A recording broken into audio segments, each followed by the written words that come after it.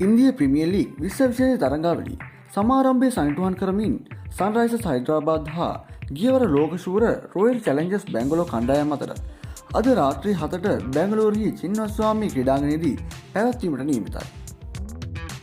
ශ්‍රී ලංකාව නියෝජනය කරමින් ඉෂාන් මාලිංග හා කමිඩු මෙන්ඩිස් සන්රයිසර්ස් හයිඩ්‍රාබාද් කණ්ඩායම නියෝජනය කරන අතරම ශ්‍රී ලංකාව අපගේ එකම ප්‍රාර්ථනය අපේ ක්‍රීඩකින් දෙදෙනාටම ආද තරගයේ ක්‍රීඩා කිරීමට අවස්ථාව ලැබෙන කියලයි.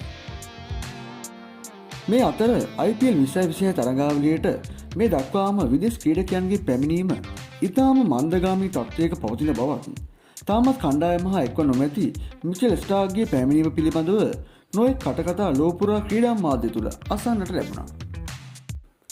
මේ පිළිබඳව හඬ අවදි කළ මිචෙල් ස්ටාර්ක් ට්වීට් සටහනක් තබමින් ප්‍රකාශ කළේ තමා උරහිසේ ආබාධයකින් යම්තාක් දුරට පෙළෙන බවත් තමා ගැන අසත්‍ය ප්‍රතිචාර පතුරවන සමාජ මාධ්‍ය ගැන කනගාටු වන බවත්ය.